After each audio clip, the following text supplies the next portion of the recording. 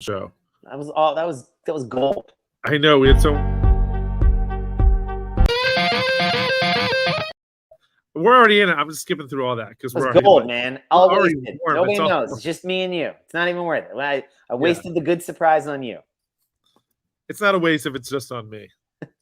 No, that's from that's my third movie quote this morning that just completely right over people's heads. Wasted good surprise was just on you. Wait, wow, we wasted the good surprise on you. That's Adam not Friends, is it? No, Adam Sandler. I don't quote movies, or I don't quote TV shows generally. I'm usually, if I'm going to quote something, generally, it's a movie quote. Yeah. Big Daddy. Oh, that's such a good movie. I don't remember that. The girlfriend of his former roommate is throwing the surprise party. Oh yeah, right at the end. Right? Nah. Maybe it's usually it's near the beginning. It's near. Because they did the party at the beginning, and then they almost did like a year later. They did a sort of party or whatever. Oh, okay. Yeah. And because he makes fun of her about wanting to work at Hooters, she used to work at Hooters. Yeah. I just remember. And that's Paul, or that's Judd, who's ever the guy who makes all those movies for him. It's his wife. She was in 40-Year-Old Virgin, not 40-Year-Old Virgin. Oh yeah, Leslie Mann. 40. Knocked Up. This is 40. Yeah. Yeah, this is 40. Yeah, I love Leslie Mann. She's great. Leslie Mann. That's right. She is awesome. I remember. Old. You old. From Knocked Up. Yeah. He's pregnant. You old. Can't come in. Can't be having old ass women like pregnant bitches or old ass women and pregnant bitches coming. Man, he just like doubles down on it. I feel uncomfortable repeating these lines. Then he goes like, start digging deeper, almost like he's talking to a therapist too. He's like, I don't like my job playing God. Judging people who can come in and who can come out, who stays out. Yeah. God. Oh, which is like better, Knocked Up or This Is 40? Knocked Up. This is 40. They're both different. They're so different though. Yeah, This Is 40 got a little, I don't know, like I was kind of like, oh, man, I don't like I mean, it's funny because it's Paul Rudd and Leslie Mann. Like, come on, like. But it got a little sad at a moment, right? Like in its comedy, I mean, that's the dance of comedy. Like it got a little hyperbolic, and in that side of the spectrum, I felt that it kind of stopped being funny. Of like it, I feel like it started to actually be a little bit. They were mean to each other, and that to me, I think there's so like I think sometimes Friends in its like sneaky does it too. Like they are very brutal on mentally disabled people, fat, weight challenged people. I'm trying to use like now hyperbolically, politically correct types of terms. And even like calling people if they're afraid of something, like there's a lot of shaming humor in that versus like Schitt's Creek, which I think is equally funny, but they don't shame each other as characters. They just are very blunt and say to the forefront. I feel like Seinfeld, very blunt and sort of honest, but without feeling the need to shame somebody into comedy. Friends kind of is funny and it holds up. Believe me, I've been watching them on that from that Giphy, my game. Like I play the Giphy game and then I watch that episode. I try to watch it that day. Yeah. Watching them out of sort of narrative order calls to light a lot of these little things, these little foibles. And I obviously first watching, second watching, third watching, never noticed. Now watching it, I'm like, look at that. Like the move is to, in order to be funny, to knock somebody else down. Like it's almost as if most of their humor is similar to the way Chandler's humor is, which eventually, as a friend group, they all get very tired of and call him out on. As a show, that is sort of their primary move. So as the viewer, I'm kind of like, guys, you're better than this, right? Like you don't need to do this. And so that's all. And I'm right. Like, it's just a fascinating. I feel like Joey never there are always moments where they potentially throw each other under the bus. Joey never would. Never does. And in a sense, it's almost why his humor and sort of Phoebe's humor holds better. Phoebe's like a darker humor almost. Sometimes, yeah. But like Monica, Rachel, Ross, and Chandler are just not nice people to each other sometimes. Like, and but in a sense, like it's a fascinating show of like that dynamic. Will and Grace is the same way. Will and Grace uses a lot of like knock someone down to make them funny. Jack and Nick Offerman's wife. Megan Mullany, but I can't remember. Yeah, I remember. But those two, I mean, that was their shtick. Like they were. Yeah, well, no, Grace and Will aren't very nice to each other or other people a lot of times too. But again, like it's just a fascinating. Say Always Sunny in Philadelphia probably takes that to the extreme. But but in a sense, that's their move. There's no like they are horrible people. They have said we are horrible people. Yeah. That's so it's almost like it's like an Anthony Jeselnik routine. Like you know what he's going to do, and it's in the doing of it that takes it like there's no subterfuge that this is going to make you super uncomfortable. Yeah. And I want to explore what you do in that uncomfortableness. Sometimes I think Friends goes to like uncomfortable, but inadvertently. And so it's only in the awareness of like, that was unnecessary. Like that was an unnecessary slight on somebody, on an individual or a group of individuals. And it feels cheap. It feels that they've cheapened themselves. And again, I'm super over analyzing this. Like I'm totally aware of that. It's just, I just find that it's like, you're talking about my friends here. So well, they're my friends too. You can appreciate why I'm so disappointed at times. And it's like, oh, you guys didn't have to do that. That joke would have been a lot funnier. It would have landed better, or like, right? Like, but that's some of my favorite lines are the so off the cuff. There was I think it's probably one of my favorite lines of the entire series. Was it just cuts to like Monica and Chandler are sitting in the like Chandler's sitting at the table in the kitchen, and Monica's in there, and she goes, and Monica says something like, Chandler, did we talk about our relationship enough? And he said, he goes, yeah. Do we have any fruit roll-ups? And she goes, oh yeah. And like he just rushed out. He goes, yeah. Do we have any fruit roll-ups? And it's like that line cracks me up every time I see it. There's no need. There's no need to make that nasty to each other. It's funny because it addresses something that I think stands the test of time between relationships of how sort of muddied and complicated that whole interaction is. But it's funny because life is that way, and you can find sort of order and navigation of, as important and probably heavy as that idea of do we talk about our relationship is as important in that moment as where the fruit roll-ups are. Yeah. That's funny. That's like that's a comedic juxtaposition of something that doesn't require vilifying or knocking down any of that or any of those individuals involved. The comedy exists regardless of whether I try to force the comedy. That was even in that moment, writing. Monica goes like, "Oh," and she like reaches in the cabinet and gets them. Right. That's the end of the joke, right? Like there wasn't like, I can't believe you're not thinking about a relationship. Exactly. That in the less, it is 100% more than something in another episode where like Chandler makes a mistake with his joke, and they kind of call him out on it, and you can see he's uncomfortable. Well, it's not just dumb that she calls him Monica. Monica like takes it 3 steps further. I think calls him stupid. I think it was stupid. That's what it was. Yeah, and like, and I'm like, what the fuck? Like that was really unnecessary, and it ruined the joke. That's the difference of like. I always remember that joke feeling. That joke always felt awkward. Like, did they ad-lib that because they thought it'd be? And were they angry at each other? Like, was he like in the pills and the drinking then? Like, was there? It's a very weird thing, but there is other ones like that in their comedy where they. I don't know. It's a fascinating project. I'm really enjoying this project of watching them because it's uncovering and sort of like things. I'm like, look at that, and it. I mean, the show freaking holds up. Obviously, I'm still watching it. I love it. But. Yeah, love that show. Yeah.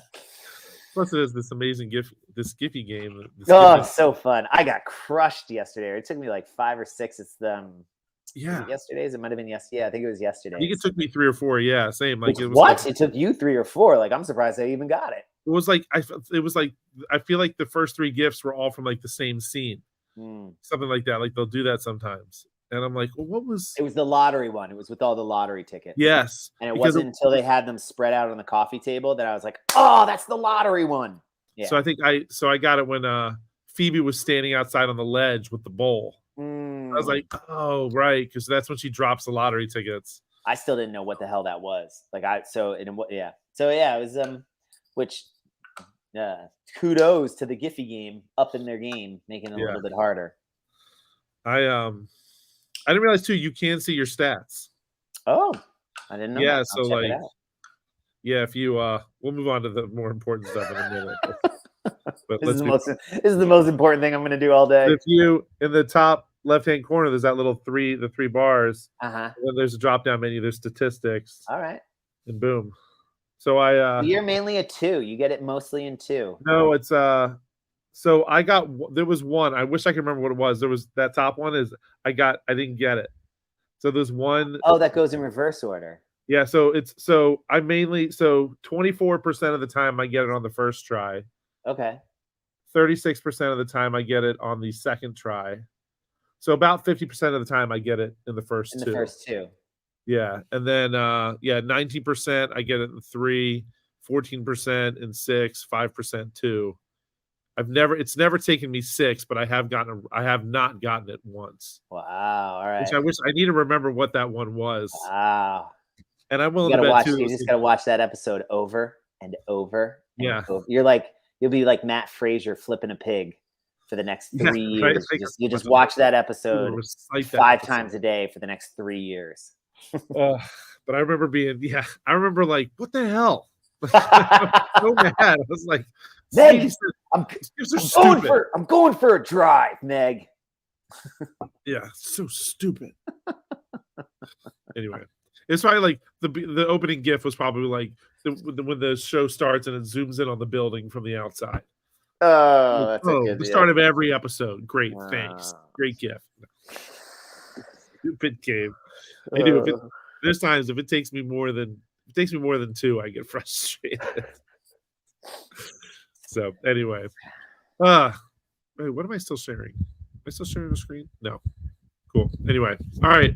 That was a good warm up. Yeah. You guys got the gold. You guys got the gold. So anyway, so we started a conversation. I said, "Hey Jack, how did class go?" Yeah. That good general broad brushstroke class. Yeah, today was great. Today's Wednesday. And it was the CAP programming of the 16-minute, 6 rounds of a minute and a half to do 16 pistols, 10 GHG sit-ups, and then as many burpees as possible. And you're shooting to get 5 to 10 burpees in each round. And I was saying how this was a beautifully juxtaposed class from like a coaching standpoint, from a coaching perspective, to yesterday's, which was the 5 rounds for time, 15 push jerk, 12 chest to bar pull-ups, 9 sumo deadlift high pulls. Yesterday, I did not finish any of the classes on time, despite like having a very detailed plan. I'm not even sure if I have followed CAP's plan. I think their plan was unrealistic. I'm sure there is a level 3 or a level 4 coach out there who could coach that one on time in a 60-minute window, but it is to facilitate a general warm-up, to teach the skill specific of chest to bar pull-ups, push jerks, and sumo deadlift high pulls in a class or more than say like 2 human beings in there it is already an audacious ask. And I modified some stuff. I made the warm up a little bit longer. I did this on Monday and I was already feeling like not ready in the first round. So I was like, all right, I mashed some stuff together and I had a plan that was going to finish me 3 to 4 minutes early, even with like everything like on time. And I ran 2 to 3 minutes long, 4 minutes long, I think in 5:15, and then like 2 minutes long in 6:15, which is actually, I started 3 or 4 minutes late with 5:15. So actually I did finish on time for 6:15, but out of time Yeah. outside of the 60-minute, right? So Right. whatever. Lesson learned being there are times when following this plan is critical. They nail it. Like they have laid this out perfectly. And if you follow this, this is a great workout. This is a great class workout. This is a great workout to combine 3 movements, 2 weightlifting, 1 gymnastics. They are relatively simple, but yet still offer a high skill component. They are especially depending on your class too, right? Like, yeah, like push jerks are the most complicated of the shoulder to overhead movement, but they are the best. They're the most efficient physiologically. So at that loading, it really strains or taxes the mechanics versus like loading. So like you could totally push press this or strict press it faster than you could push jerk it. But the challenge is push jerk it the whole time. So pick a weight that can go unbroken so you can push jerk it. So like this is beautiful. It's beautifully written. It's a beautifully structured, like money well spent using CAP for this. Even their scales, I found the level 2, level 3 scale, which I don't, spoiler, I don't really like that idea, but I like this one. It's like perfectly, if I were to use like, this is why you should use somebody's, so bot programming. This is why I think CAP is still one of the best in the game. Boom. Flash forward. Go ahead. Sorry. When you say you don't like the scales, you don't like having 3 different options, or you don't totally like the options that they choose? I would say a combination of both. Yeah. And I think more number 2 is a function of number 1. That the idea, this is also why I'm not a big fan of putting the programmed weights on there. But in the absence of nuance and the ability to physically be there and explain it to somebody, you have to pick a place from which to deviate. Right? There has to be what in philosophy they call a first principle. Otherwise, you run into what is called infinite regression. Like I have to start from somewhere in order to start to have a conversation about where we're going and what it all means, right? Mm-hmm. Otherwise, I'm just swimming in space. That's why you put a ball under somebody's butt in an air squat to give them a target to get to. Otherwise, they're just infinitely left to figure out, is this deep enough? Is this deep enough? Is this deep enough? Is this deep enough? It's like, no, touch my hand. Boom, there you go. Now, or don't touch my hand, right? They have a limit to which they don't want to get to. That's it. You create an artificial thing from which to deviate or to which to go.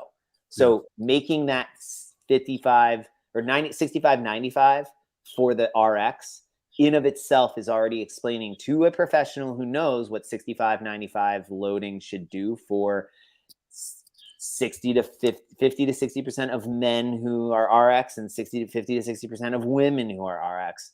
But what it should be there is 15 push jerks. Pick a load that facilitates unbroken reps through at least 3 of the 5 rounds. Yeah. That doesn't look very good. That's very hard to explain. What do you mean? Blah, blah, blah. Now they do it in the write-up. So if you go back up. If I'm an uneducated, right? I pay my money to come to class, to have the coach help me move through this journey to get the optimal result of me and my time to improve my fitness. So writing RX, intermediate, and beginner, I'm not RX. Then what am I, Eric? And I'm not beginner. I'm scaled. So, but if I look at this, I only have 2 other options. Yeah. I only have intermediate and beginner as my option. So I'm not saying those are bad things. They are just an artificial, like dunk, dunk. They're just an artificial category. But so what you're telling me is, let's say I want to use 75 pounds. Do I have to do 12 kipping pull-ups now? What if I can do chest to bar? I, as an athlete, used 75 pounds, but did chest to bar pull-ups and the sumo deadlift tie pulls. I did it at the volume 15, 12, 9. So am I intermediate or am I like intermediate plus? Or am I, do you see what I'm saying? Like it's. No, I totally agree. It's something that I think about it probably every week when I put the programming up is having these three. My thought is it's, from the side of, okay, it gives people an idea of like, it gives them options, right? It gives them options. It takes some of the thought work out of it, which is also my job. But also like even seeing it ahead of time, they can see it and maybe kind of go in with a plan. But also does it create this, right? Like it's well, I had this, I had to, like you said, I have to do this. Like if I scale, if I do, look at what the third option is for the beginner. The third's such a drop off. Like it's a big drop off, I think. Well, and even the drop off aspect of it, but just logistically, if I'm the 9:30 coach and the 5:15, 6:15 a.m. coach wrote up on the board, RX, intermediate, beginner, calls it level 2, level 3, or whatever. 9:30 class person comes in. They always use the beginner workout. They always use the L3 workout. And they see ring rows on there. Are you, as the coach, with 12 people in the class, going to allow somebody to do ring rows in the middle of that rig while 6 other people are kipping, swinging and kipping? Yeah, no way. No. So you've already created a problem for yourself to try to explain to Betty Sue why or Bobby or Stan or whoever the athlete is. I don't want to say it's a woman. If he even shows up, classic. Yeah, God, Stan's so annoying when he doesn't show up. Sometimes he's there, sometimes he don't. He comes in thinking he wants to do ring rows. He's going to do ring rows, and you're like, no, dude, you're either going to kip on that bar, or we're going to have you do ground, hollow to pops, hollow to arches, with a plank row across, right. Dumbbell row across, right? Like also a better progression to move you towards an actual pull-up. Well, I always do banded pull-ups. You are not getting out of band, because then you're going to need to get out of box, and then you're going to need to get out of thing, and then you're going to need to get out this, and then it's going to take you 15 minutes to get in and out of the band. This is supposed to be a no more than 40 seconds on that rig. Like you're moving. So do you see? So which I had each of those conversations with athletes about, right? But in a sense, I loved this workout, and I actually do appreciate these intermediate and beginner as the beginning of they are the artificial first principle from which we are going to then have the conversation. It is an opportunity to develop or teach, educate your athletes. These are just options. They are not scripture.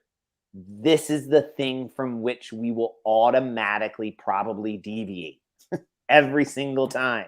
Like there is no need.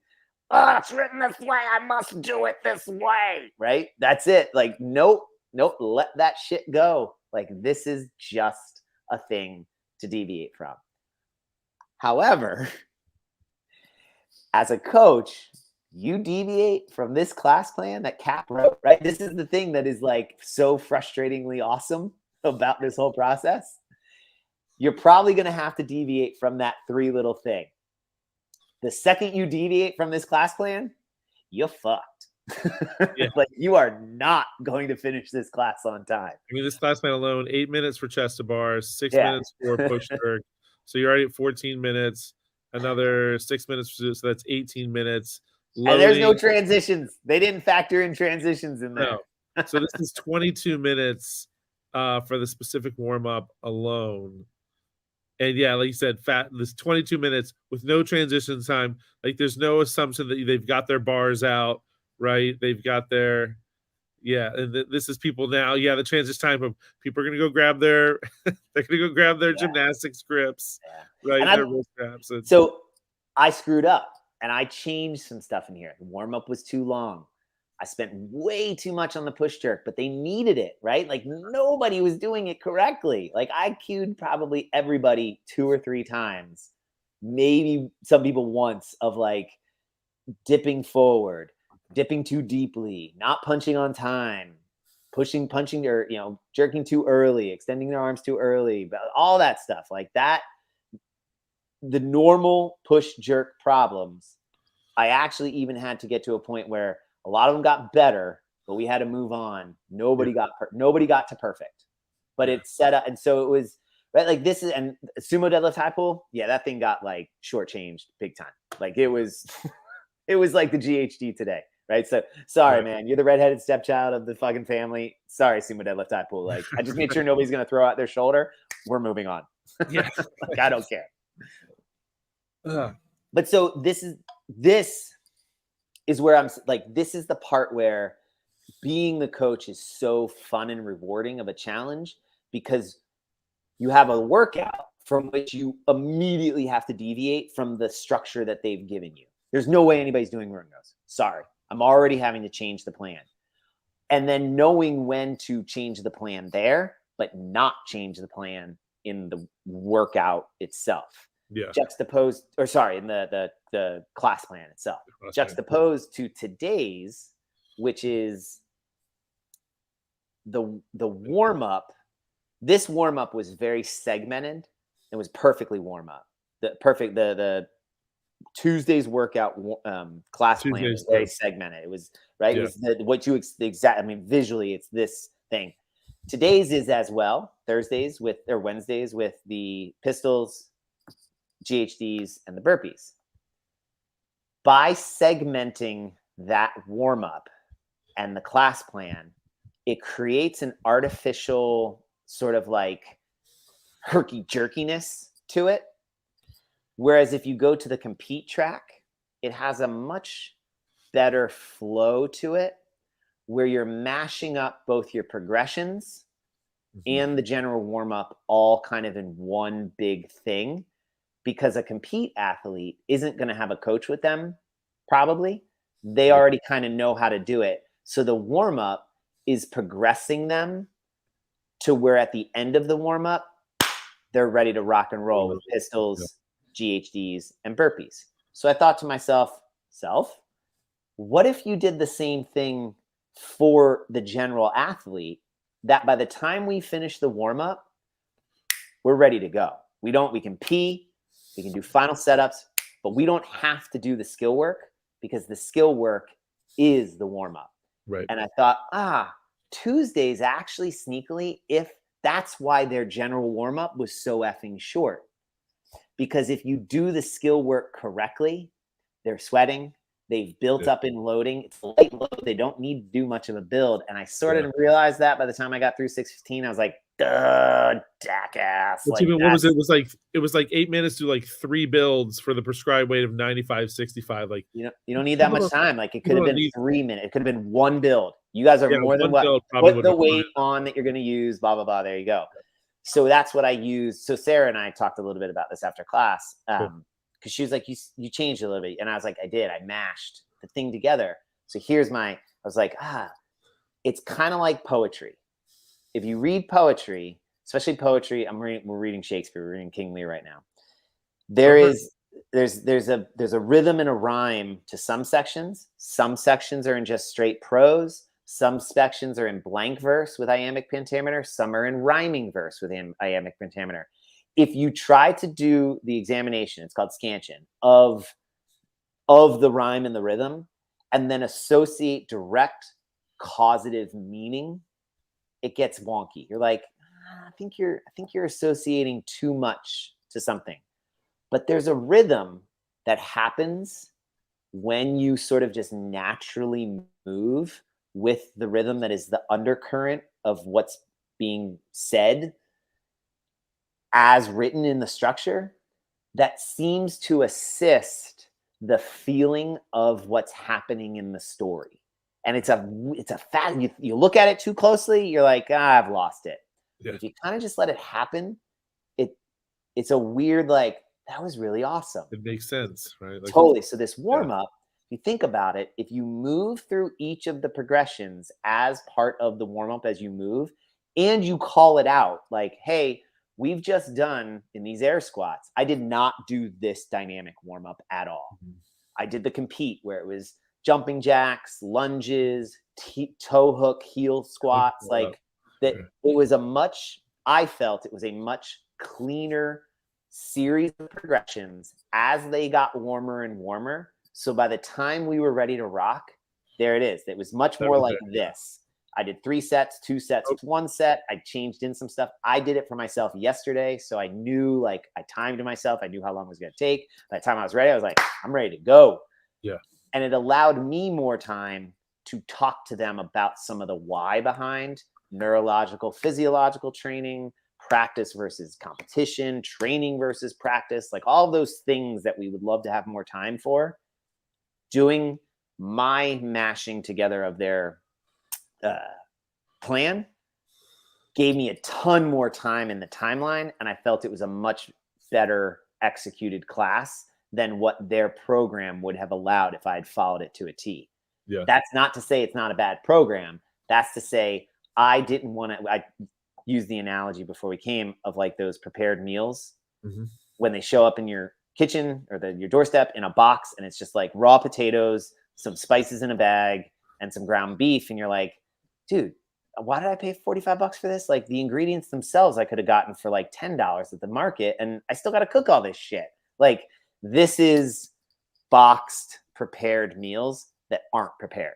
So you need to, like, you can follow the recipe, but sometimes just following the recipe is going to take you 10 times longer than if you were to just cook your own meal. But sometimes if you just cook your own meal, you've got garbage. Whereas if you'd followed the recipe and followed it on their timeline, you got a fucking beautiful, salmon and pasta dish or something. It's so funny. Even with those meals, it's kind of like the programming. I will follow it. And it says on there, it's like prep time, 10 to 15 minutes, total time, 45 minutes. I'm like, and I was like, okay, 45 minutes. And then like an hour later, I'm like, why did I go over? Like, it's like, what did I do? And it's like, oh, it's because I'm using 3 different pans for this one. Because like they're having me ground the beef over here, but cook the vegetables over here while steaming the rice over here, right? Yeah. And sometimes it's like, and then the kids and your kids are like, Dad, we hate rice. Why? Well, I want noodles. Why do we have rice? And you're like, son of a bitch. So that's where you go back up. This is my complaint of today's workout. Hollow rocks are the level 3. That's the beginner scale for GHD sit-ups. Hollow rocks, we talked about this before. Hollow rocks are not a beginner scale for a progression to GHD sit-ups. Hollow rocks done well are really hard for everybody. And you're now expecting somebody to do 10 of them when fatigued. So basically what you're setting up that beginner athlete to do is to do really shitty movement for 4, probably 5 of the 6 rounds that they're doing, with the hope that the progression will lead them to GHD sit-ups at some point, or at least move them on a trajectory towards GHD sit-ups, which is also an illusion. Progressions are not a linear movement. They're like Tarzan with ropes. Sometimes I do hollow rocks. Sometimes I do V-ups. Sometimes I do toes to bar. Sometimes I do GHD. Sometimes half reps. Sometimes I do ab mat sit-ups. Sometimes I'm here. I want to get here. I can't take the same rope the whole way. I got to go kind of all over the place with variance, but variance with a trajectory that moves you to your first pull-up, to a solid GHD, to a toes to bar, whatever that is. And that hollow rock is a great movement to practice in a warm-up, to practice as accessory work. If I'm very skilled at it, sure, do it in a workout where the fatigue challenges the mechanics of the movement. But actually, for a beginner, it is an extremely unsafe movement because it trains bad movement. It trains bad deactivation of midline and posterior chain development. So I had them do straight leg sit-ups. Ab mat sit-up with normal butterfly, to straight leg sit-up, to straight leg sit-up, kicking to a wall, to GHD for whoever wanted to do them, and availability. And then so 5:15, I think we had 4 or 5 people doing it. And then in 6:15, only one Taylor did them. So it worked out fine, but like that was sort of my, like, this one, I love it, but I had the opportunity, and I'm not saying hollow rocks are not a valid movement. Right. And I'm also they're not necessarily something that should be done for time. Well, and I'm also For not that saying that they sense. can't be done for time, right? Yeah. This is the point where we said about mayhem programming. This is being written by an individual or group of individuals, probably as long as 4-6 weeks ago, Right. for the world. There is zero context available. There is zero interaction to get available. They have to write it in a way that it is available and executable by as many people as possible. So from that perspective, Hollow Rocks are a great option for something like a GHD sit-up for a beginner because they're relatively safe. You are doing abdominal work. It does activate both the posterior chain and your midline for stability purposes. In execution, for 90% of our population at Fairwinds CrossFit, they are not going to do Hollow Rocks well. They need a lot more work on what it feels like to maintain a hollow body position long before we can start adding dynamic stress on that hollow body position, right? So that's what I say as a beginner, this is inappropriately representative of if I'm a beginner and I walk in, oh, I'm doing Hollow Rocks. I'd be like, no. You're not even on the beginner scale yet, brother. Like you cannot be doing Hollow Rocks. But how shitty is that to say to somebody? Like, I'm not even non-RX. I'm not even a beginner. You're not even good enough to do beginner yet. Right. So it's just like, God dang, like I just took somebody who I want to celebrate them being here and I just knocked them down even further. Like, ugh. That's what this frustrates me. But at the same time, I'm totally appreciative of it as an artificial place from which to begin the conversation. Yeah, so that's where it's. Yeah. That's exactly what it is. It's a great place to start the conversation, but it's absolutely not something to be beholden to. Like I remind people all the time, it's a whiteboard. Like we can erase the stuff on a whim and rewrite it. And it is a challenge. Like, do I want to go back to just here's the workout? It's our job as coach. Here's the workout. Unbroken, unbroke the jerks. Here's the weight, but the jerk should be, it's in the back of my mind of doing an RX month in the near future. But, with the single leg squats in particular, like single leg squats, here's what they look like. We're going to go through progressions and then go through scales and find them, the GHD sit-ups. Again, like you said, I would probably not pick Hollow Rocks. Hollow Rocks is one of those gymnastic moves too, where I tell people all the time, if it feels easy, you're doing it wrong. Like gymnastics, like remember the ring rows? The gymnastics course? Whenever I have people do ring rows, that's what I have them do. Right? Like it's so you're like you go to pull, they're like, nope, too early. Nope, too early. Nope, too early. Like I can't push anymore. And then he came over and like poked me in the lats. And all of a sudden I was able to push further. And he's like, yeah, you can. Your brain isn't connected to your lats yet. Like that. And I was like, holy shit. And that's why are we doing ring rows? We're doing ring rows to facilitate strict ring muscle ups. Yeah. And so if I don't push down as far as I possibly can, when I go to pull, I'm going to be pulling into the wrong position. And so that, right, like doing an appropriate and effectively executed ring row at speed is infinitely harder than we think it is. And so it is a valid scale if you don't care and just want somebody to get this movement. Yeah. But guess what? I could have them do this with a bent over dumbbell row. Right. And I facilitate significantly less habituation of bad movement on a set of equipment that I want them to associate with awesome gymnastics movement, right? So that's where I would weigh, like, it seems like you have us do a lot of dumbbell work, and I'm taking it out of a gymnastics movement and I'm changing the modality to a weightlifting movement, which is often like, it's a no-no.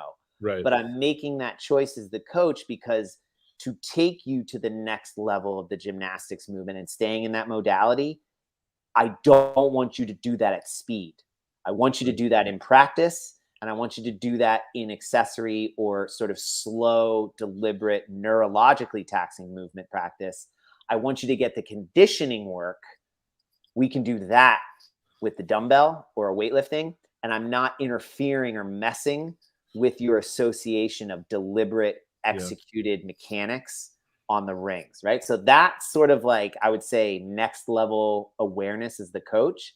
Yeah. Why not be very meta and very transparent with your athletes in the explanation of that? Like, so now they're also on board with this conversation and the collaboration of like, oh, okay, well that totally makes more sense. Why, right? And then when they say like, so I'm doing the plank rows today for my pull-ups. You're like, no.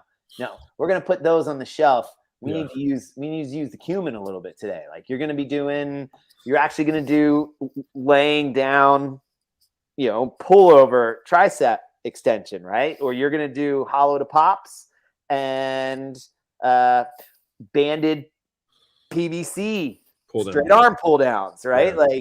Like I've never done these before. And you're like, oh, just wait. I got a bag of tricks, baby. Yeah. It's it's conversation. There's plenty of days where I'll come in and depending on the workout and I'll say no band. Like, if there's pull-ups, no bands today. No bands are not an option. Yeah. And I mean, I do have it my way. I do have it my way, and I can say we are never using bands for pull-ups. But that's inappropriate too. Yeah, and like I like there's times that like hanging from the bar and getting the feel for hanging on the bar for unbroken reps. And now obviously, we're looking for certain things while they're on the band, not just letting a band, do all the work for them. There's things you're looking for, but it's still, like you said, it gives you that there is something there that does move you in the right direction from the way it feels, from the way it looks, from how you're moving. Like it gets you hanging from a bar and getting your chin up over a bar, which is what we are trying to do. We do want to make sure you're setting those shoulders first, pushing before you're pulling essentially, and in those good positions. So bands have their place. But people, it's one of those things I think people revert to bands so often. It's like you're getting really good at banded pull-ups. Yeah. Well, and the problem with banded pull-ups too is the majority of the way that we set them up, regardless of whether it's the platform band or the dangling band, where they probably need the majority of the work, is where the band is doing. So at the bottom where they need most of the activation, the band is doing the most work. Where they don't need the assist, they've already let the band get them out of position. So it feels like I'm so weak here. And so what do? They do shitty movement to get the quote unquote full range of motion, but you're already out of position to do it correctly, versus this. Then the pull is just just pull your elbow back. Like like you're not actually even pulling your body up anymore. You're just pulling yourself closer to the bar. It's a horizontal move versus a vertical move, but the band let them get away with not having to do this the whole time. So that's and where I will say to anyone that uses bands, I'll tell you, I don't love the platform band from because it's on those hooks and it starts to wear away. The J hooks start to wear away the bands and the bands start to split. But also, like, unless you're taking note of where that band is on the rig every single time, like where it's spot, like, or do you know if you're progressing or not? I like that it's easier to get in and out of. I think it lets you get a little bit position, almost keeps it more strict than kipping, which I think is, if you're not kipping yet, there's that what was it, in the professional coach, it was the strict before kipping argument or discussion, but that if you're using bands, like, do you really know, are you progressing? Are you using the same exact amount of resistance you did this time as you did last time? Did you have it on the 16th hole on the rig or the 14th hole on the rig or the 12th hole on the rig? And so if you're doing that, like, be really deliberate and pay attention to how you're doing it. Otherwise, you're probably just doing the same thing every single time. So what you're saying is to facilitate consistent improvement, I need to observe, measure, and allow myself the opportunity to repeat, to compare if I am improving in my fitness. Yeah, but don't say that on live, because I'm still, like, I have a trademark pending for that. What's that? The observe, measure, repeat? Observe, measure, repeat, yeah. Yeah, so I don't want to. So that's important. You mean that's important? I should probably be logging at least something of a workout that I do so that I have a frame of reference for, like, I don't care about scores. Like today's score, like who gives a shit if you got 6 burpees or 7 burpees? But if you were to log something, maybe log like, wow, my burpees got a lot more between first and second round because I just got more efficient and I felt better. That's weird. Like my neurological system finally got turned on. And then all of a sudden my burpees fell apart in between the 4th and 5th round. That's weird. Oh, right, because physiologically I had expended all of my glycolic energy system and I had to shift to aerobic, and I haven't really developed that cardiovascular respiratory endurance, and it manifested itself in my inability to do the pistols as fast in the 5th. I don't know if you're allowed that many characters. I think there are unlimited characters in Sugar WOD, but those are okay. But yet there may be worth in being aware of those training systems. Yes. Or just don't care and just record your score and let the professionals who we are studying and paying attention to those things and reading the articles, and that we can explain to you, hey, you're probably going to do better between first and second round. Whatever you get in the second round, try to maintain that at least to the 4th and maybe match it in the 5th round. But there may be a fall off between the 4th and 5th. And FYI, there's this sneaky, weird surge of energy that happens for the 6th round. Yeah. I'm thinking maybe it has to do with a different muscle than we really think about all the time. That somehow all of a sudden I found this burst of energy available to me. And it was so weird that I just was able to do it. And then I had a flop on the ground, but then somebody screamed, "A bear!" And all of a sudden I had energy again. I could pop back up and run away from the bear. How weird. Quit being a wuss. Don't flop on the ground when you're done. You're not dead. Stand up, walk around. Also, don't run from the bear. Get really big and loud and make noises toward the bear, because you're not outrunning the bear. I think if it's a brown, one of them, brown, lay on the ground, black something, black attack or something. Black like attack. That. Yeah. There's some sort of Huh. That's good to know. Anyway, I just assumed all bears. All of you, right? Just don't deal with any of the bears. Stay inside, for God's sake. Just steer clear of the bears. But all of that came up today, which was beautiful, right? I love that. Those are the days. Today was the day I love coaching. Yeah. And actually, Burr asked what's tomorrow. And I, of course, said the 400-meter run. And he goes, "I'll be here tomorrow." And I'm like, "What is it?" And I was like, 400-meter run. And he goes, "I won't be here tomorrow." And I'm like, no. Come on, Burr. He will. I bet you he does, which is awesome. And he's not like, I'm not calling him out. Like, that's totally normal. I even said, I was like, I'm with you, man. Like, I saw it. I totally was like, Argh. But it's like, I'll make you this promise. I can't guarantee it will be the best workout you'll have all week. But what I can guarantee you is that when it's over and you're done, you will feel as if it was a worthwhile use of your time. And he goes, "I'll take it." So that is my claim that for tomorrow's classes, the ones I coach.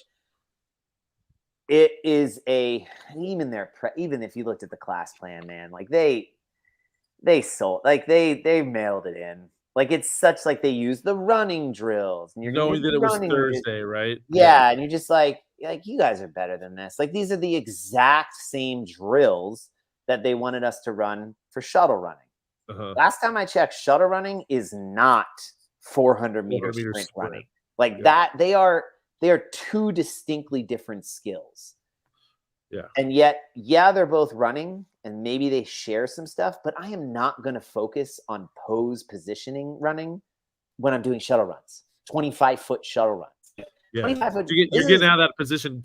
You're in that position for all of like 3 steps. Not even. Like, this is where Hinshaw is like spot on, where he's like, I don't give a shit how somebody runs when they're running distances in CrossFit. Like, you're not running a marathon. If it's a marathon, maybe we'll have a different kind. He's like, I'm worrying about energy systems. Like, I want you to best efficiently activate the corrective energy system for what the task you've been assigned to do is. Yes, mechanics matter. Like, if you run like Phoebe from Friends, we got to have a conversation. Like, that's not running. Super efficient. So yes, there's a conversation if like running is going to cause you to have like total, just, I don't know, like it's a catastrophe. But in the end, like, I'm not concerned about how everybody runs this 400. I want them to be able to safely do something at 90% effort across a minute to a minute and a half, as long as maybe 2-minute time domain. Yeah. And legitimately say, yes, that was a single 90% effort, maybe 99% effort. How can a warm up and a prep get them there? Yeah. I can't believe they don't have squats in this warm up. And I'm glad you agree with me on that, right? Like, why are we not doing something at 50 to 60% effort, dumbbells, kettlebells, goblet, carries, whatever? So I will tell you, boss, I'm probably going to change I don't know exactly what it's going to look like. I'm doing it here after we're done. I'm going to walk the dogs. I'm going to do it, but I'm going to test it out. And I'm going to come up with a much better warm up, or at least something better for me. I don't want to claim that it is a better warm up than what they wrote, but better for me to execute to get people to where I think they need to be to do the 400. All right. So I'm actually going to put it up, pose the question in Slack, and just put it up for the team, because you're coaching it, James is coaching it, TJ's coaching it, and Ariel's coaching it with the Beast. So it's looking at this, like, how are you going to get people, like, just creative options, like, just from like a thought process of, like, you see this, like, how do you really want to get people hyped up this prep for this? Like, do you see other things that you may want to throw in there, or take out from like, it's a 400-meter run. Like, I want people to have fun, but also like really get them ready to go. I was talking to the teens yesterday, because I'd said to them, they're doing a 400-meter sprint on Thursday, and one of them goes, "Oh, that's easy." And I was like, well, if you do the run and you're like, okay, cool, that was easy, then you didn't do the run right. Yeah. Like, I want you to get after it. And Caitlin had just finished, she was doing her test for the Coast Guard, and she just finished a 1.5 mile run. And she was like, and she ran it like 2 minutes faster than she expected. So she's standing there on the door, like she just finished, as I said this. She's like this. I was like, I want you to look like that after your 400-meter run. Like, this is what like, right? That's what my dad always, when I was growing up as an athlete, like, I always was like, oh, dude, if it's less than if it's less than a 200 IM or whatever, like, and he goes, no, you just aren't sprinting correctly. Like, look at a sprinter, they finish, and sure, they're not like they're not like dying like somebody coming through a marathon, because it is a different energy system. But within 30 seconds of talking to them in the interview, they are dripping sweat. Yeah. So like, that's a fascinating, like, sure, they still have a boatload of glycolic and aerobic energy, energy system. Oh my God, I just forgot the word, but energy that would go into making that energy system work. They have a lot of that left, but they have fully expended their fast twitch ATP. Yeah, that's gone. And that manifests weirdly externally as they're just sweating. And then all of a sudden, like at the minute and a half mark, you see them starting to breathe a lot heavier. So immediately finish, they're not really breathing heavy, they're not really sweating. And then within about 90 seconds, they're dripping sweat and breathing heavy. Yeah. How is that? That's a weird, things like acid bath, Fran done correctly, Grace done correctly, have a similar effect for those of us that don't know how to train at this energy system in this modality. And so that's where it's like, okay, I want this to feel like you feel at the end of acid bath. And if you've never done an acid bath, it's in the effing name. Right? Like, when you finish, it's the most perfect named workout I think that's ever been made. Yeah, and you finish and you're like, okay. And then you're like, oh God. Okay. And you can't find a comfortable position. Like, maybe not quite that bad. It is still only a 400-meter run, but like you're like, oh boy. Okay. Oh boy. Yeah. Yeah, it's perfect. So places everyone has that hill. Like, I did sled pushes after the workout on Monday, and they were worse than the push jerks and the like those. That was a hard workout. I really liked that one. But then I did 5 rounds of 50-meter sled pushes on the 2-minute clock. They were taking me about 45 seconds. Then I have about a minute and change to rest. Do you have that same sled, like blade? Yeah, it's the Echo, the Rogue Echo Slice sled or something like that. I love it. It's great. Three. It's the same one at the gym. Yeah. 205 pounds on it. I think the sled weighs maybe 45 pounds. So we're looking at 240, 250, downhill on the driveway, uphill on the way back, which is great. By the time I was done the third round, I'm like, I'm done. Nope. But I didn't. I did the fourth and fifth. And I just was like, by the time I finished the fifth, I felt like I wanted to poop my pants, and my legs were, I was like, why? Why did I do this? Why? I'm like, oh, right. This, because I was mashing together some main site where he had the hill. The hill sprints. That I don't have a hill. We don't have a hill around here that can, I mean, maybe stadium steps, maybe if you go over to like Hospital Point at the Academy, but even that, like, it's not long enough. It's not steep enough. Sled pushes on Jack Ryan's driveway. You come to him, I'm going to put you in the fucking basement, dude. Like, you are going to be like, oh, I don't want to be here anymore. I don't like your house. Of course not, because I just put you in the basement. You stayed up there. Shh, it puts the lotion in the basket. It puts the lotion in the basket. Rubs the lotion on its skin. And that's Charlie. That's Charlie. Don't you hurt my dog. Don't you hurt my dog, you bitch. Anything? You got it? What's this from?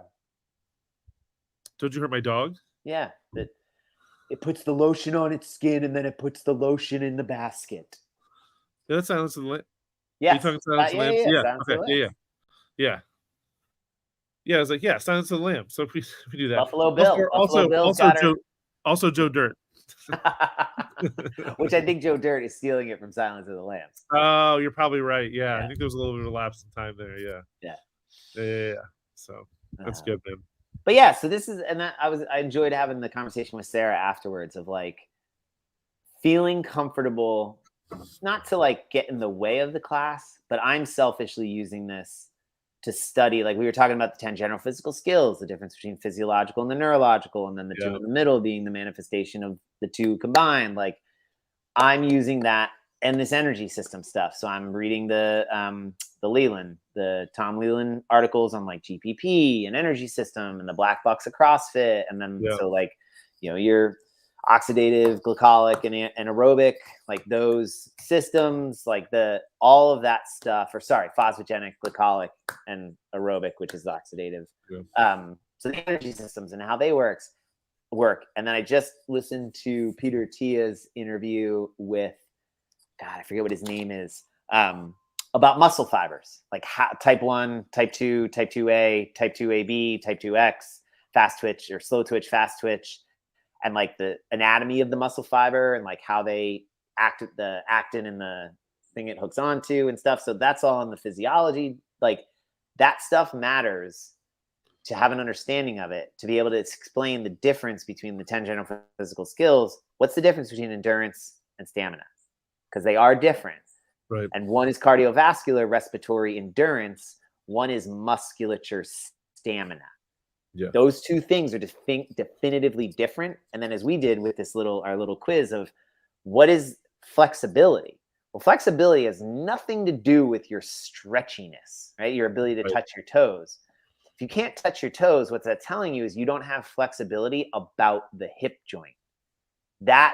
Flexibility is a question of joint positioning. The ability to move a joint through its full range of motion, pain-free, is a function of flexibility. So that, like those little things, and then like knowing that you can do a snatch is a question of power and speed, but it's manifested in the snatch, your power and speed. They are affected by the variables of strength, flexibility, but also coordination, agility. And so Taylor and I were having this conversation afterwards of like, that's why warming up is important, because I'm not making you more flexible. I'm priming your positioning to make sure your joint can move through the appropriate range of motion to facilitate flexibility for you to manifest the best power that you can for that day. Though, like that to me, selfishly, is a very good opportunity for me to practice understanding that and saying that in significantly less words than this, because you only have 30 seconds to explain it to somebody before you got to move on to the next thing. Right. You did good. It's good practice. Yeah. Right. So that's why I was like, don't think this is all for you guys. Like, I'm a selfish SOB. Like, I'm not here for you. Yeah, seriously. Like, this is more for me than you. And if you, I mean, hey, it's like, all right, well, if you benefit, like, I don't care. Yeah. Right. Just kidding. It's actually, it's just a lot of fun. I was saying to Sarah too, I was like, I know me. I'm aware that I learn best when given the opportunity to teach something. Right. And so if I'm going to take this level 3, which I am, I need to have the opportunity to teach it. And if in that teaching, I also am of service to the population of Fairwinds, then that's just like win, win, win. And I like that. Like that to me feels like a purposeful and meaningful use of all of our time. So there you go. Like, that's cool. Yeah. That's good stuff, man. Yeah. I'm terrified for that. Like, it's one of those things where you first look at it and you're like, oh, this won't be that bad. Be afraid. The second you say anything with CrossFit, associated with CrossFit, like, oh, that looks pretty easy. It's a trap. That's a trap. Like, it's really fucking hard. It's just like seeing a 400-meter run on the. Yeah, like, that'll be easy. Yeah. It's a trap. Oh man, cool. Well, I was gonna get. We gotta run out. Well, maybe we talk about the Ackerman post last time, but I think we hit the spot, like just the way you kind of getting to what that point was, like with the programming is it's laid out as it is. You've got to dig a little bit deeper sometimes and find what works and find what makes sense, and whether it's for your class or your affiliate. And a good coach knows how to do that. Nice job. It's a good thing you're a good coach. Otherwise, and clearly, right? Like, using the measurement of finishing on time as the sole metric of success is in of itself reductionist, and but also saying not finishing within that 60-minute time and just simply saying, well, really, I don't really care about it, is also, you're missing a key variable to. Does it making sense? I could finish Mayhem programming in an hour. Like, I could finish that class in an hour. I'm not even just talking about Mayhem. I'm zooming out. No, I'm using like no, right. Like, it's like if I used, like you said, if I use finishing on time as my measure of success, I could finish the difference between, there's so much stuff in there. I could finish that in an hour, but like, how much did I really do in that hour? Right. Other than, and then there's to say sometimes, like, there's also worth in trying to do 3 different things in a 60-minute class. Yeah. Right. So I feel like you go back to, if there's like, well, simplify. What are we talking about? We're talking about variance. Like, variance is the key, or one of the keys for the methodology of CrossFit to be successful. I would also push back something you said earlier about, like, I would challenge you to look at things like bands, jump ropes, barbells, plates. They did this to me in my first tour with the EOD unit. Like, I looked at things that the team got at the beginning of the training cycle as like, these are your boots, these are your pants, like, these are your thing. And the senior chief, and then things would break, or something would happen, and they'd come to me, and I'd have to go to the supply officer, and the supply officer would give me shit, and I'd be like, ugh. So I got frustrated with the guys. I was like, guys, take care of your gear. And they were like, all right, LT, but I need fucking boots. And you're like, I know, I'm getting you the boots, but just, you guys got to take care of your gear. And the senior chief grabbed me and kind of pulled me off the side, and he goes, sir, you're looking at this whole thing the wrong way. Boots are expendables. Bullets are expendables. Food is expendables. It's all expendables. It's just a timeline of expendables. You're seeing these things as perpetual forever things. Like, they aren't. They're expendables. If you shift your mindset and look at them as expendables, what kind of options do you now have available for these guys? Right? Like, boots are going to break. What happens if you look at the boots as they need to last them for their entire training cycle and deployment? The guys aren't going to train. The guys aren't going to work.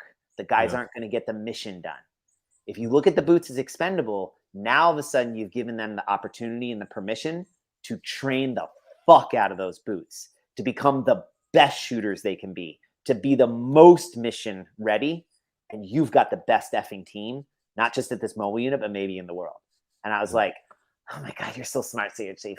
Oh God. So if you think about those bands, right? Like if you think of bands as, and put it on a timeline, every 6 months you're buying new bands and you budget for that and project that. Now all of a sudden I would never be frustrated with an athlete when they break a band, because I'd be like, awesome, you're freaking using them, right? Like I open the opportunity for myself to have available all sorts of things like GHDs, right? Those GHDs aren't really usable anymore, like because they don't really move. They're not easy to move. Like they're on maybe a 3-year timeline, 5-year timeline, 6. I don't know, right? Like that gets to the nitty gritty specifics of logistics. But like the rig, right? Like the rig's on a little bit longer timeline, but maybe it's an expendable item. But if everything tangible and material is expendable, and the thing that expendables supports is the person's development, that to me was like holy shit, right? That Nicole also helped me that with like the boys' food that I buy for the week, right? Like I just buy all the groceries, I get it in the thing, and it's all beautiful and it's perfectly laid out, and then they come down and they just start eating the entire box of grapes, and I'm like, I just bought those, but why did I buy them? For them to eat them. But them eating them makes me so frustrated because they never had a chance to be in the refrigerator. Right? Like, it's absurd. It is a little absurd. So cool. I appreciate the perspective. But that, right, like, I totally am in agreement with you. Like, you know what I mean? Like, I'm allowed to be like, I will say I don't get annoyed when someone breaks a band because they didn't break the band. It was on its last leg, and you were just the person that was there. It's the so it's but it's just, it's one of those. I wish you could set and forget bands because it feels like such a minute thing. So that I love that's my gratitude. I would say is the way you just said that. Then the opportunity that we all have when we look at what is the power of a system? How can a system be of use to us? Is when that system allows us, if we properly construct it, to feel what you just said, right? So what the system does isn't as important, but how I construct the system to facilitate you being able to set and forget bands. Why not put band purchasing on a 6-month periodicity from Amazon? As soon as you said that, I was like, when you said that a minute ago, I was like, that's actually probably a good idea. Because then it's also what I like too is that like now actually if I set it on a 6 like from Amazon, it's also now it's the same bands. Yeah, there's and it's and then so now the system is actually working for you. And at some point you may forget, like they're like, Eric, why do we buy bands every 6 months? We got back and you're like, I don't really remember. Oh, I totally remember. So the what isn't really helping anymore because it's maybe on the wrong periodicity, but the how you came to understand that, it gives you the chance to, oh, right. Or the why, how, and why can be interchangeable there. You just change the periodicity on it, right? Like that's the thing. Like this, Nicole sent me a text, and this is my last thing. This my guy, I know I'm dumping on. She sent me a text of I'll find it real quick from somebody from social media that she saw, and this is how I see social media, by the way. Other people send me things, and I'm really appreciative, like you did earlier. And it's this picture. Let's pull it up, make it bigger. About parenting. You can't quite see it but I'll read it, but you can see it's like kind of this great picture. It says, parenting is buying 6 yogurts and watching them all get eaten in one day. Then buying 12 yogurts and watching them expire because nobody likes yogurt. Yeah, I saw that too. She sends me that picture and she goes, do you feel seen? And I was like, yes, I do. I said that to Megan as soon as I saw it. I saw the same exact one. Yeah. I loved it. Oh man. Yeah. It's so true. Like that is 100% like, yep, I know that. And it's perfect. Like that's, and so it, like that could apply to the CrossFit coach, to the CrossFit owner, right? So in all that wrapping up gratitude, I am so grateful that you are giving me this opportunity to not have to carry that pack, but at the same time, also like a different appreciation of like, you are the one carrying that pack, and I'm so grateful for that. But I'm also grateful that you're carrying it, but that I'm seeing or getting the opportunity to see, like, you don't have to carry it. You're carrying it like this, right? Yeah. Somebody's got to carry it, but dude, you don't have to carry it like this. Yeah. Put it on your back, right? Like it's a little bit easier to carry. And you know what? You might not even need to be carrying it. Give it to the fucking donkey to carry, right? Like that's why you have a donkey. The donkey is your system. Let the my donkey's in Salisbury, so she's not your donkey. That's that right? Like no. Systems, okay. Systems are they are the pack. Right, animal. That's right. Let that's right. The systems of the donkey. Okay. That's right. She's a fucking Ferrari. Let that Ferrari run, man. You don't need to be loading that thing down with 2x4s and fucking sand. I'm not putting a trailer hitch on a Ferrari. That's right. Let that Ferrari run. Man. Oh yeah, that's a bad use of that fucking machine. She's not actually machine. We're talking about so she's a superstar. Like she is like let that star shine. Oh man. Actually it's funny. Speaking of social media, I want to brag a little bit because I feel good about it. And for no reason. So it's probably I made a post the other day on my personal page and where am I? And it was like one of my creative, like it was fantasy football related, and it was just a quick I saw this meme and it made me think of like the situation that I was in, and I created the meme, and it's it's at 90. Yeah. What were the views at? It was like over 92,000 views. I was like, holy crap. How many fucking friends do you have? A little over 1,000. Jesus, are people watching it 100 times each? So it's at 92.1 thousand views. And I was like, oh, that's fun. And so in I'll show it to you real quick. So there's this running back over the weekend.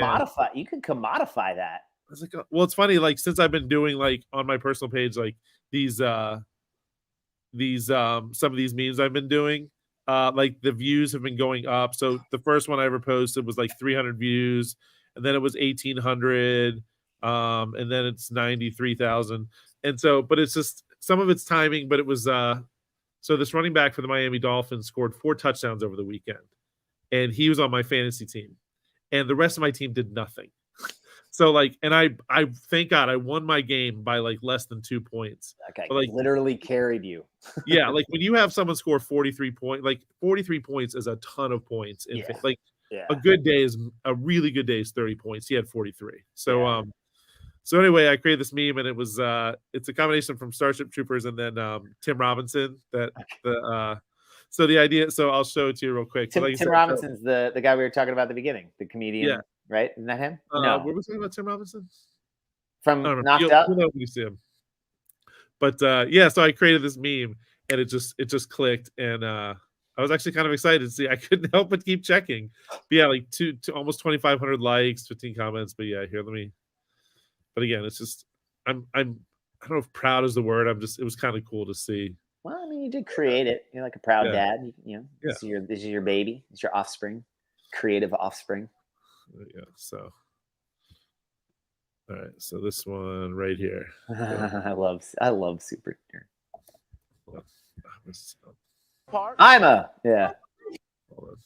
I'm a something. I'm doing my part. I'm doing my part. Yeah. I'm doing my part too. I didn't do fucking shit. That guy. First team running back. Yeah. He goes into he's the hot dog car in the store. What was that one? That was what was that? No, one? I know. No. It's a different, but that's the actor. Tim Robbins. That's the guy. Yeah. I got it. So I see like you're making these memes. This is pretty fun, man. Yeah. God dang it, man! You're gonna make me have to like go on social media and like look at your stuff. Just send it to me. I'll just send them to you. Yeah, I'll just send them to you. You don't even have to I'll be your. I mean, dude, you got a captive audience. I'm clearly going to respond to that. Like, this was I'm like proud of these. Like this was my first round pick. My running back tore up his knee last Monday in the middle of a game. Like, and so it was a big deal. Like, but I'm fine. Totally fine. I don't know why it's coming out all loud and squeaky, because really, I'm fine. Yeah, that's just So I just like it's. I don't know. I think it's my superpower. Like just certain things, like certain scenarios happen in regards to my team, and I just like, oh, this meme like makes sense. And I found this editor that lets me like kind of cut them out like that and do that. It's Dude, you got something there that could like take that. I love that you're practicing it on yourself, but like, so I will. I told Sarah that I would shame you a little bit, and she misses you. She wants you said you got her to come into the 615, that you would come and work out with her, and you guys would work out together. And she thought you'd be there today, and you weren't there, and so she was yeah. Sarah just wants to know when you're going to start coming to classes again because she misses you. Noted. But what I was gonna say is, if you were like, now you had the opportunity, you could like film something or capture something and use those memes to address some if like the RX month is coming up, like use that as that, like, but you're practicing on yourself, which you're so fucking good at this. That's, like you figure out a way to practice it, super low stakes, and then figure out a way to translate that into something that then serves the business. Like this platform has been a perfect example of that. Like what makes me think, so I've done it a couple times on the Fairwinds page, and you may not have seen this one. Dude, I legitimately do not sign in. No, I didn't see this either. Yeah.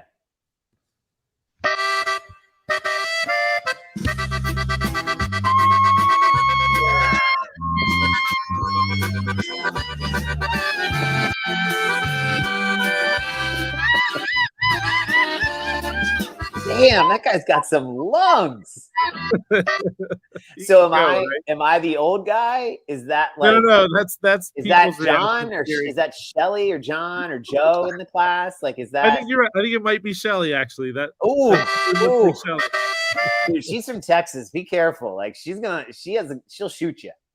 Yeah. She'll just shoot out your window and like move on. Yeah. That does look like my buddy Gobar a little bit. I met him during retirement. Yeah, that's maybe I'll send that to you and you can send it to him. And be like, that was funny. So anyway, that's good stuff. All right, dude. It's Wednesday. 400-meter run. Are you 400-meter run? Are you doing it? Do you say you're doing it today? You're just going to kind of mess around with the 400-meter track here because it's downhill, uphill. I think I'm going to warm up 800-meter bike. That's what I'm going to try. Like, I'm going to legitimately try like a sprint 800-meter bike. I thought of maybe like a 500-meter row, but pull push, totally different. Like, I want something that's posterior, lower extremity, right? Like so I feel like the bike is a better thing. And I feel like in class, I have a better chance of more people wanting to do the bike than the row. So as like a scale mod, like I would probably go C2 bike, Echo bike before I did the row. Yes, totally. 100%. And like a ski and stuff like that. So that's where I'm thinking. But you can even run it in heats if you only have the 3 C2s, which is still enough. In my mind, I almost want to partner people up and run like 2. Like 1-on-1 2 heats, totally. Yeah. So like that's where I'm. But I forget. I wrote it. Oh, I have it back there. Like I have my plan written down, and I'm gonna try it. We'll see how it goes this morning. Plus, I'm cheating though. Like I'm gonna ruck with the dog, so I'm up to 50 pounds in my ruck. Awesome. So we do about a 2-mile walk with the dogs. I'll do that first, and then I'll do the warm up or the workout. What's up? What are the dogs rucking? Each other. I swap them out. So like Charlie carries Violet for a little bit, and then Violet carries Charlie, and then they both carry me, kind of like sled dogs. Like I just lay across them in like a harness, and so I would love to drive by and just see that visual. Just have me driving down and run along the Bay Road. You see my donkeys? Look at my donkeys. Oh man, good stuff. All right, let's get out of here. I think we really almost got ourselves. I can't believe we called Soph. You called Soph a donkey. Yes, I did. I did call her a donkey. I think you owe her a text to apologize. I'm sorry, Soph. I don't think you're a donkey. Hey, Soph, I called you a donkey, but you're more a burro.